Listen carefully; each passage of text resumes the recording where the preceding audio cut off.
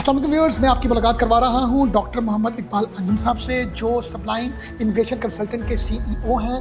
کیونکہ یہ فیصلہ اسٹوڈنٹ کی زندگی کا ہے اور پیرنٹس بھی ڈپینڈ کر رہے ہوتے ہیں کہ ہمارا بچہ کل کو سیٹل ڈاؤن ہو اور مطلب ہمیں بھی سپورٹ کرے، تو یہ بڑا ایک امپورٹنٹ ڈیسیژن ہے جی. تو دنیا میں تو اور بہت سے کنٹریز ہیں، جیسے USA ہے، وہ بھی لوگ کہتے ہیں جی اسٹڈی کے حوالے سے بڑا ایک بہتر آپشن ہے.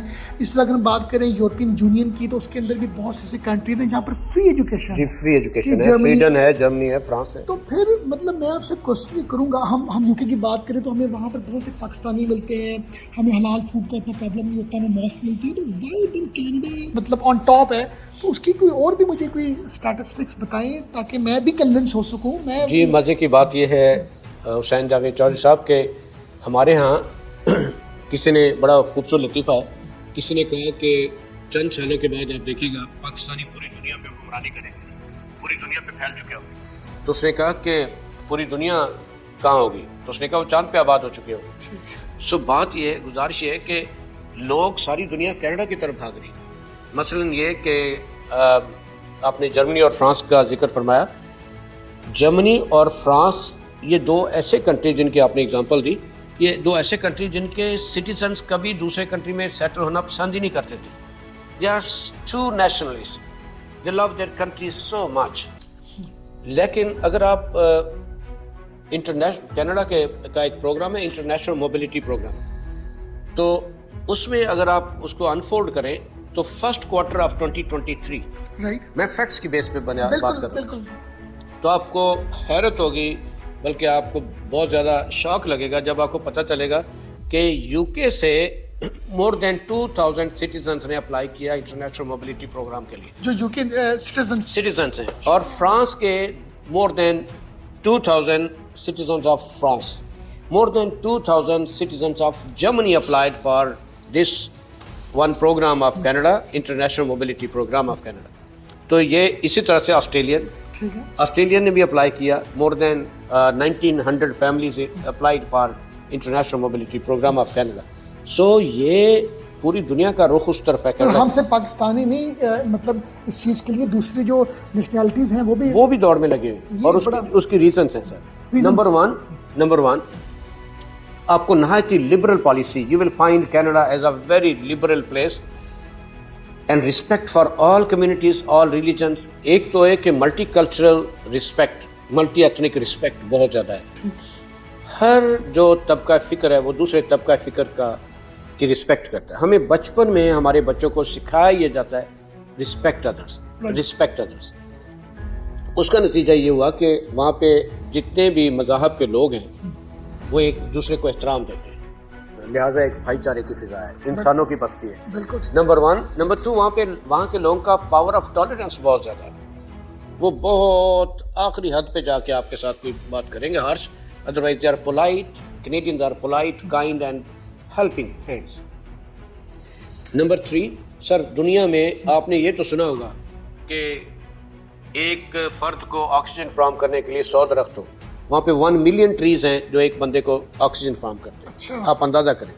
اور یہ تو آپ نے کبھی نہیں سوچا ہوگا کہ کینیڈا میں، آپ گیس کریں کینیڈا میں کتنی لیکس ہوں گی، جھیلیں کتنی ہوں گی؟ 100، 200، 1000، 2000، لاکھ، 2 لاکھ، اتنی تو نہیں ہو سکتی.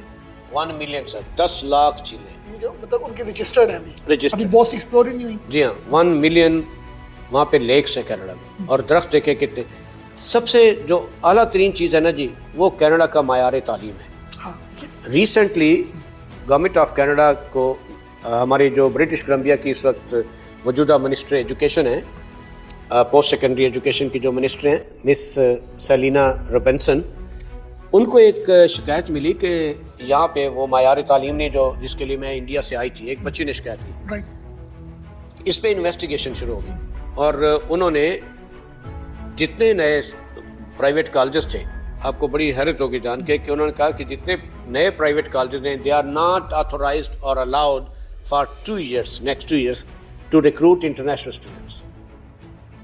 اسٹاپ کر دیا انہوں نے کہا جی یہ پہلے اپنے معیار کو ہمارے جو پبلک سیکٹر کے کالجز ہیں اس معیار پہ لائیں، پھر ہم آگے چلنے دیں. اور ایک بچی کی شکایت میں کینیڈا کا اعلیٰ معیار تعلیم، شاندار environment, conducive learning classes, highly qualified staff, teachers, and right away immigration.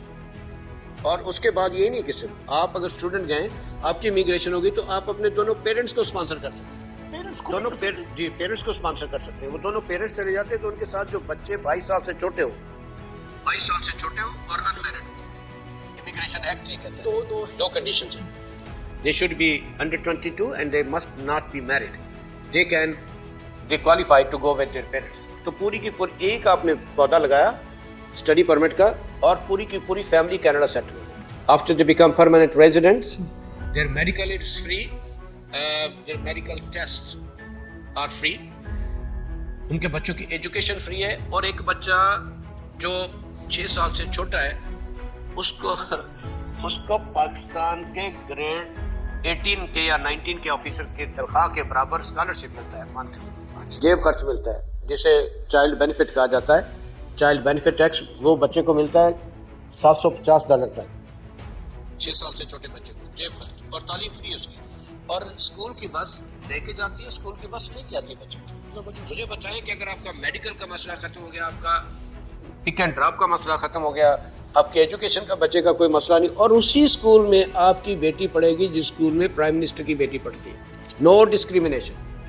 تو یہ جو چیزیں ہیں یہ ساری اٹریکٹ کرتے لوگوں کو ٹو موو ٹورڈز کینیڈا. آپ بچے کو فرانس بھیجتے ہیں, جرمنی بھیجتے ہیں, وہ اب آپ کی ایج کا اگر چلا جاتا ہے یا آپ کے دوست ہیں ان کے ایج کا یا ناصر کے ایج کا, وہ تو میچور انف ہے. وہ جرمن اور فرینچ میں کبھی ماسٹر نہیں ہو سکے گا. وہ لینگویج بیریئر ہمیشہ رہے گا. ٹھیک ہو گیا بالکل. اور جب آپ کا بچہ جیسے جیسے زیادہ اس میں ہوتا جائے گا نا, وہ ایبزارب کرتا جائے گا, اور آپ کے اور آپ کے بچے کے درمیان ڈسٹینس بڑھتا جائے گا بیکاز آف لینگویج بیریئر.